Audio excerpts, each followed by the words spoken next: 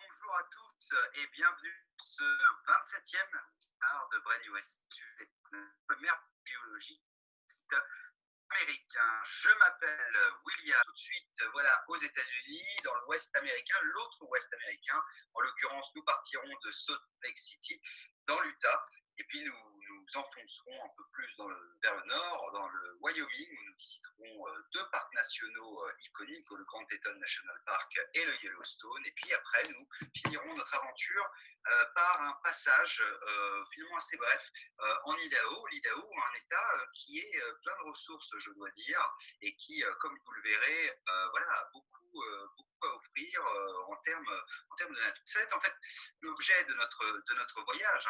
Vous allez voir, les États qu'on va visiter sont très nature, à beaucoup de parcs nationaux. Alors, pré-Covid, nous avions une liaison aérienne directe depuis Paris vers Salt Lake City grâce à Air France pour l'Utah. Wyoming n'avait pas de liaison directe, mais dans ce cas-là, on peut vous conseiller pour l'accès aérien de préférer soit Salt Lake City en Utah ou soit Denver dans le Colorado, qui sont des aéroports, des hubs, comme on peut l'imaginer. Et puis l'Idaho n'a pas non plus de vol direct, mais encore une fois, voilà, la disponibilité aérienne se fait au niveau des États limitrophes. Notre voyage aujourd'hui dans les parcs nationaux aux merveilles géologiques sera plein de photos somptueuses qui vont vous donner envie et je manquerai systématiquement, je pense, d'adjectifs pour pouvoir décrire au mieux ce que vous verrez de vos propres yeux, je l'espère pour vous. En tout cas, avant toute chose, ça me semble vraiment important de vous renvoyer vers le site officiel des parcs nationaux, National Park Service, nps.gov, en l'occurrence pour suivre le statut des parcs en ce moment même, puisque comme vous le savez, certains sont fermés totalement ou partiellement, et effectivement nous n'avions pas l'occasion nous n'avons pas toujours l'occasion d'avoir une visibilité pleine sur la disponibilité des parcs. Et je pense que ce site est une référence absolue. Et si vous ne l'avez pas dans vos favoris, mettez-le immédiatement.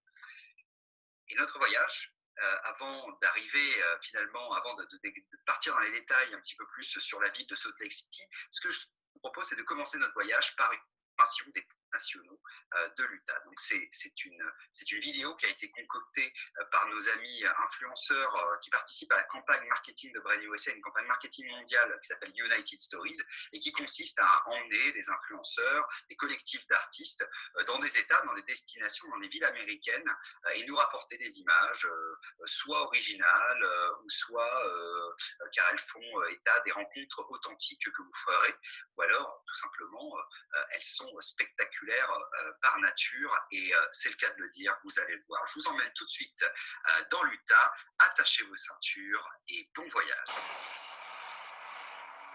We head to Zion around 5:30 a.m. And I'm looking down at these incredible rock structures. It was incredibly dark, but then in 5 minutes we start getting some light and you could see how the light was hitting the mountains and the desert just lit up with all kinds of light. My name is Katia Esquivel, I'm from Lima, Peru, and I'm a content creator. My name is Lennart, I'm a landscape and adventure photographer from Germany. My name is Kyle Huber, and I'm a visual creator from Los Angeles, California. We will be spending the next week road tripping and adventuring through Utah. You have a lot of different landscapes in a small place, and that makes it really, really exciting because you don't know what's gonna come in the next 5 kilometers. Hiking the Narrows in Zion was one of the coolest hikes I've ever done. The textures, the colors, the rivers, wading through water the entire time, and then this incredible light bouncing off the walls of the Slot Canyon. I grew up near a river and we'd go floating down it all the time for fun. And this river just had a lot more rapids in it. That was my first time falling off a raft during a float trip for sure.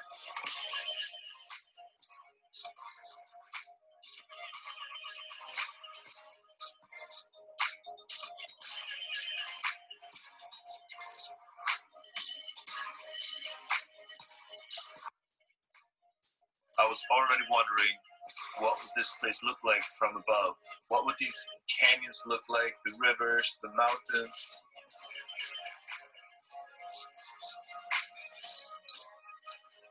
I got to see Utah from different perspectives. I saw it from the sky. Over the most beautiful landscape possible. It was incredible.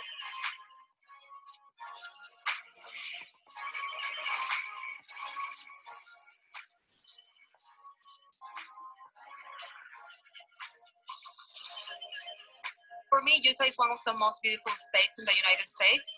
It's really a dream for both adventurers and photographers.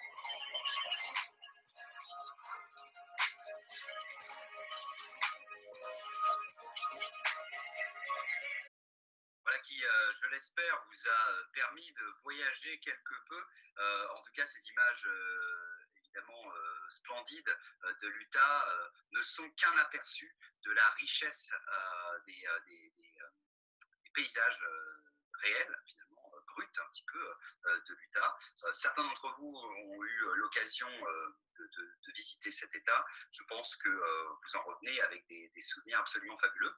Et là, vous avez finalement un point de vue assez, je dirais, et sans aspect péjoratif, assez standard de ce que l'Utah, de ce à quoi l'Utah ressemble. Et ce que je vous propose, c'est notamment en commençant notre visite par la ville de Salt Lake City, c'est de nous pencher très légèrement voilà, sur ces aspects communs, et notamment de hors saison. Alors, tout d'abord, à Salt Lake City, je pense que pour la capitale de l'Utah, une des attractions un peu incontournables de la ville, c'est Temple Square. C'est ce site dédié à l'église mormone qui est la religion fondatrice de la ville. Alors, on regarde les choses de façon un peu amusée en France, mais sachez que voilà, c'est tout à fait implanté dans la culture américaine. Et vraiment, en tout cas, cette église, enfin ce temple, excusez-moi, et je vais vous montrer une photo tout à l'heure, a vraiment une architecture de renom. Et vraiment, je pense que vous allez passer du temps à la voir. Déjà, vous la voyez à des kilomètres à la ronde. Quand vous arrivez à Salt Lake City, vous la voyez arriver petit à petit. Vraiment, c'est assez étonnant. Et puis, là, ce que vous pouvez faire, évidemment, c'est participer à une visite en tramway pour prendre des magnifiques photos de ce site, qui fait quand même 4 hectares. Et puis, il y a d'autres curiosités dans la ville. Voilà, vous allez pouvoir flâner. Une des choses ludique à faire, et effectivement on peut l'apprendre avec pas mal de recul, c'est de se dire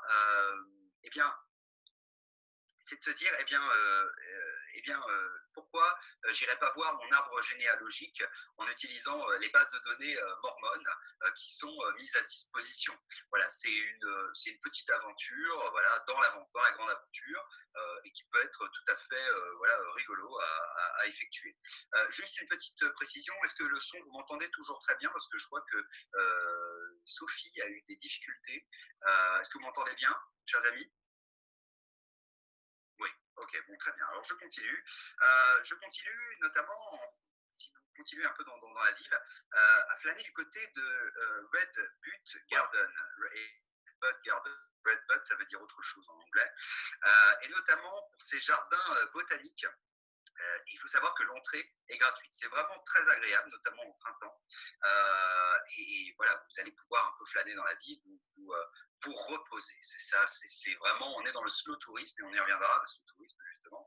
Donc vraiment, c'est reposant, vous allez vous faire du bien, vous allez faire plaisir. Et puis après, vous allez peut-être, et notamment si vous arrivez l'hiver, profitez de la célèbre poudreuse de l'Utah dans le Wasatch National Forest.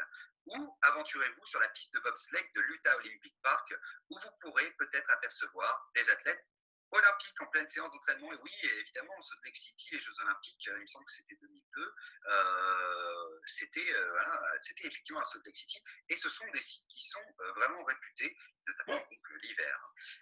N'oubliez pas de vous rendre ensuite à Great Salt Lake, et surtout si vous arrivez en été, car l'eau y est tellement salée que vous flotterez à la surface, très agréable. Un détour vraiment incontournable, et après vous pouvez passer la nuit à Salt Lake City. Alors juste voilà une petite vue du temple mormon, hein. Donc, comme je vous disais, hein, cette architecture vraiment singulière et tout à fait étonnante dans une ville américaine. Voilà, je trouve que c'est. Et après, voilà, ce que je vous propose, c'est de prendre la route vers le nord, et puis petit à petit, vous allez voir, les paysages vont changer. On va monter un petit peu en altitude, et puis vous allez arriver dans le Wyoming. Et dans le Wyoming, exactement dans la partie nord-ouest du Wyoming, vous avez le Grand Teton National Park. Donc Grand Teton qui a été poétiquement, poétiquement nommé par des explorateurs canadiens francophones de l'époque.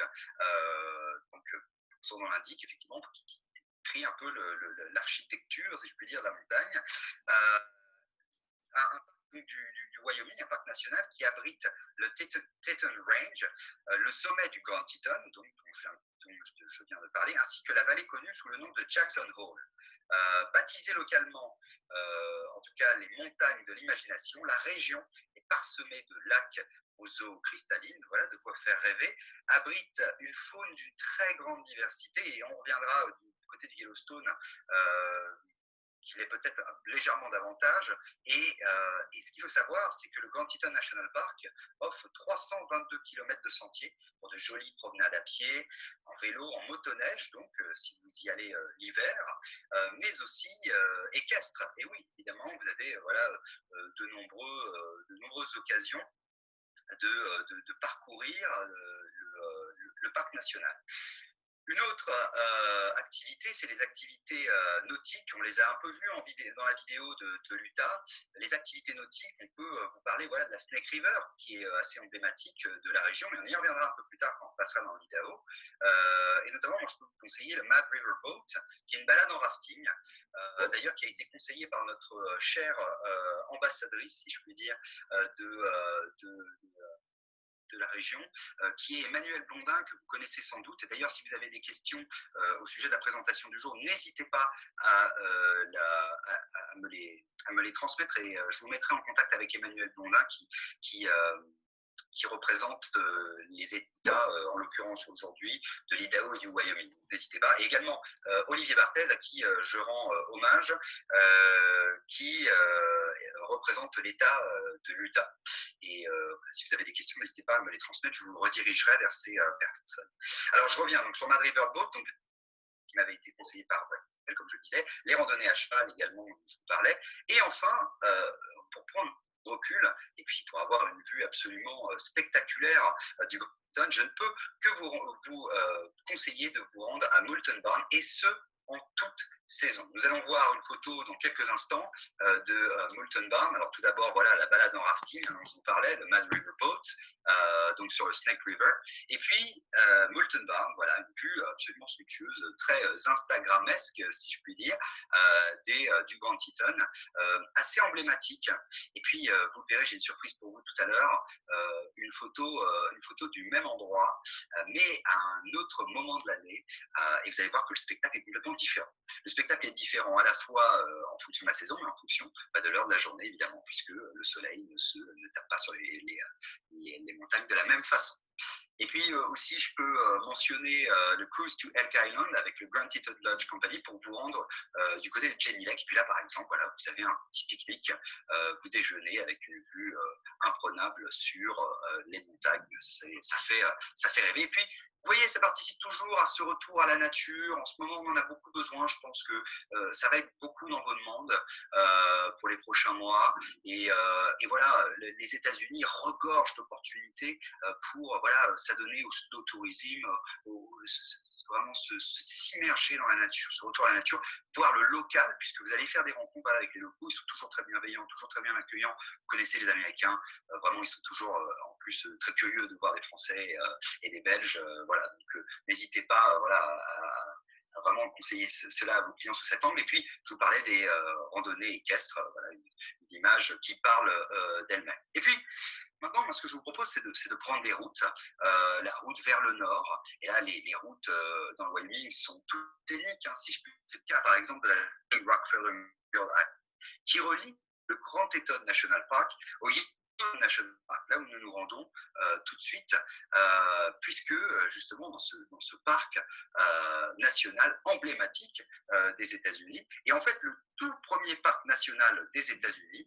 c'est une superficie de plus de 9605 km², c'est énorme. Ça représente, c'est un peu à cheval sur 3 États, et le Yellowstone National Park fait la taille de la Corse. Et oui, la taille de la Corse. Donc c'est vraiment énorme. Alors vous entrez par la Loupe, qui est longue de 227 km, qui compte 5 entrées, et d'ailleurs qui sont accessibles de fin mai à mi-octobre. Donc là, je vous renvoie bien au site de National Park Service qui vous donne vraiment les infos à jour. Et en fait, voilà, vous entrez parmi les 5 entrées. Nous, on prendra une des entrées sud. Elles ne sont pas toutes ouvertes toute l'année, donc attention, voilà, notamment l'hiver. Et puis après, voilà, vous explorez ce parc national emblématique qui se situe en fait sur un super volcan. C'est une zone volcanique qui est à l'origine d'une forte activité géothermique. Et puis, vous allez le voir en prévoyant votre pique-nique, en vous installant confortablement, commencez à manger. Et puis là, vous êtes juste en face du Old Faithful et vous attendez la prochaine éruption. Il y en a 17 par jour, quasiment toutes les 90 minutes. Voilà, c'est vraiment emblématique, iconique et à faire absolument avoir une fois au moins dans sa vie. Donc, ce geyser, non loin de là, vous pouvez faire un petit détour par le Old Faithful Inn, qui est une auberge historique réputée pour être la structure en bois la plus grande du monde et qui a été construite en 1904 à partir de matériaux locaux. Donc on est vraiment voilà, dans la nature, on est vraiment dans le côté presque bûcheron, j'ai envie de dire, mais vous êtes vraiment littéralement dans un autre monde. Vous n'avez pas la ville à côté, ça n'a rien à voir avec ce que vous pouvez éventuellement penser des États-Unis. On est vraiment dans la nature la plus profonde. Alors, vous pouvez évidemment dormir dans le parc. Il faut savoir que ça se réserve quand même 1 an à l'avance. Et là, Covid-19 oblige, il y a eu des fermetures, des réouvertures. C'est assez compliqué de connaître la situation exacte, mais vraiment renseignez-vous bien en amont avant de réserver ce séjour. Et surtout, il faut vous y prendre vraiment en avance. Juste une chose, lors de votre visite du parc, vous pouvez rester évidemment sur les passerelles parce que elles sont sécures. Les sentiers sont balisés pour découvrir d'autres merveilles naturelles, comme des sources d'eau chaude, des geysers, des bassins et des piscines. On va en voir quelques photos. Et puis, pour avoir le privilège de croiser le chemin d'animaux sauvages, comme des loups, des élans, des bisons et des ours, vous pouvez emprunter l'un des nombreux chemins de randonnée et pistes de VTT à l'écart de la foule. Et là, c'est un spectacle digne d'un documentaire animalier. Je vais vous parler de l'entrée, alors j'ai oublié le nom, j'en suis désolé, mais l'entrée nord-est du Yellowstone National Park. Si vous vous y rendez suffisamment tôt le matin, vous allez longer en fait une rivière, et en fait le long de cette rivière, vous avez les bisons le matin très très tôt à l'aube qui viennent s'abreuver en fait, et c'est un spectacle incroyable. Vraiment, je pense que les petits comme les grands sauront apprécier voilà, ce cadeau magique de la nature. Et c'est l'une des nombreuses choses voilà, que vous allez pouvoir faire dans ce parc national.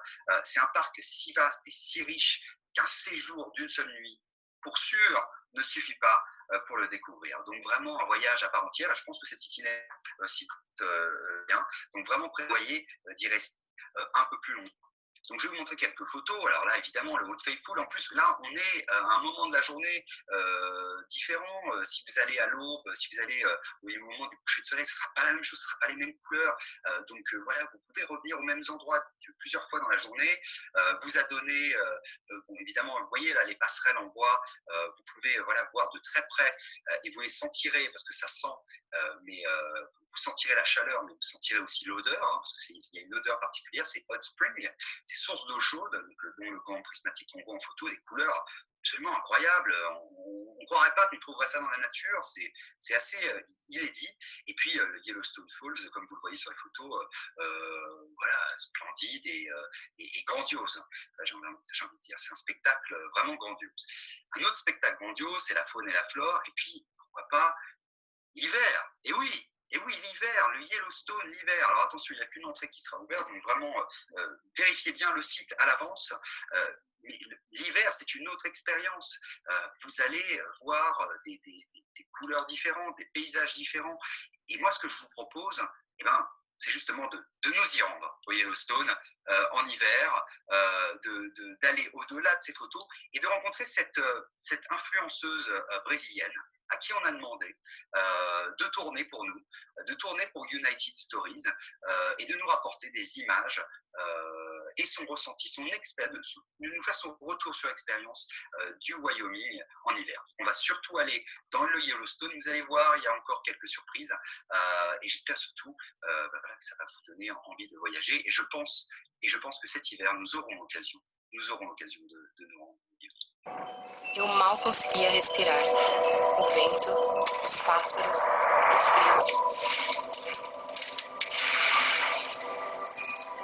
O silêncio.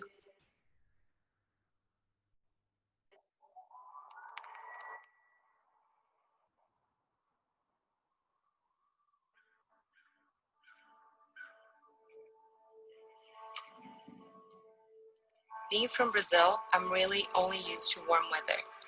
So to break up my daily routine, I decided to take a trip to Wyoming.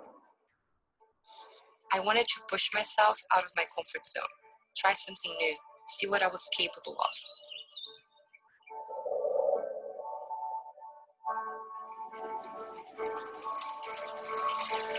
I had never seen so much snow before. I couldn't believe my eyes. Once I got used to snowshoeing, I just realized that I was walking on water and there was just fish swimming beneath me, and it was an incredible feeling.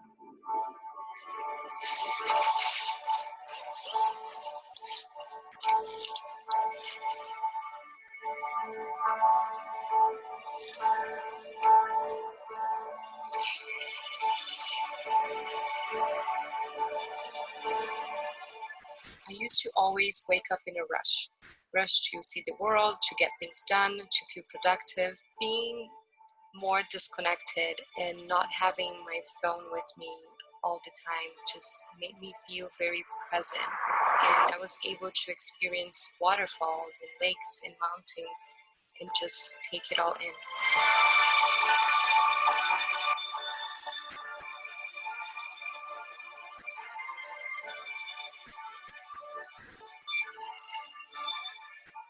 I had heard about Wyoming before and seen pictures of it, but it wasn't until I was there in person and saw it with my own eyes that I understood why people say it's so magical.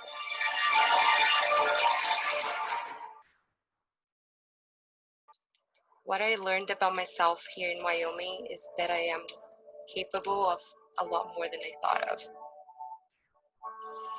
Viajar é a minha terapia.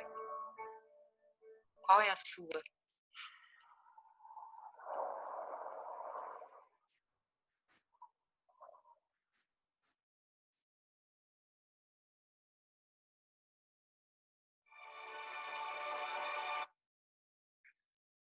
Voilà, waouh, vraiment, je pense que là, vous en avez pris plein les mirettes, hein, si je puis dire. Un voyage qui n'a pas d'équivalent. Et pourtant, ça ressemble un peu à ce que vous pouvez vivre l'été, mais pas vraiment, parce que vous avez autre chose. Enfin, vous voyez, en fait, il y a une aventure dans l'aventure, il y a une histoire dans l'histoire, il y a une possibilité de voyage dans la possibilité de voyage. Vous vous rendez au Wyoming, vous n'y avez jamais été. Mais si vous avez déjà été, vous y allez l'été. Mais si vous n'avez jamais été au Wyoming, pourquoi ne pas essayer l'hiver? Et vraiment, je ne peux que militer pour les voyages dans les parcs nationaux américains en hiver, parce que c'est une expérience qui est complètement différente. Alors oui, l'accès n'est pas toujours garanti à tout, mais justement, je pense qu'il y a des choses qui s'arrangent, il y a des choses qui s'organisent, et je pense que vos clients peuvent être en demande de ce type de choses. Donc vraiment, je ne peux que appuyer ce type d'expérience que j'espère aussi transcendante pour notre amie brésilienne que vous et vos clients. En tout cas, notre voyage continue. Alors, je vous à une petite vue. On vous a parlé de Moulton Grand-Teton National Park. Voilà, une vue spectaculaire en plein hiver. Donc encore, on l'a vu tout à l'heure. Et puis en plus là, on est au moment du lever du soleil. Donc encore une expérience dans l'expérience à une certaine heure de la journée et qui est tout à fait stupéfiante. En tout cas, chers amis, nous pouvons désormais continuer notre voyage plutôt du côté de l'Idaho, qui est un État qui est un peu moins connu, pour découvrir notamment le Craters of the Moon National Monument and Preserve, qui est au cœur de la plaine de la Snake River, donc la rivière Serpent dont je vous ai parlé un peu plus tôt. Et c'est un territoire qui est volcanique et féerique, ce qui pose d'énormes coulées de lave, de témoignages de violentes éruptions qui ont lieu il y a plus de 2000 ans. Et oui, je vous ai dit, hein, le Yellowstone, on était sur un super volcan, alors évidemment, ça abrite,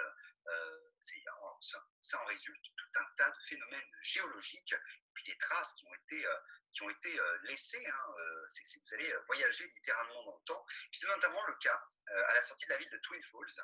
Vous avez le Hagerman Fossil Beds National Monument, qui est en plus dans un écrin de verdure magnifique, et qui lui abrite les fossiles de chevaux préhistoriques les plus anciens des États-Unis, ainsi que de nombreux autres animaux, dont des mammouths, de quoi ravir, j'en suis sûr, les plus petits d'entre nous.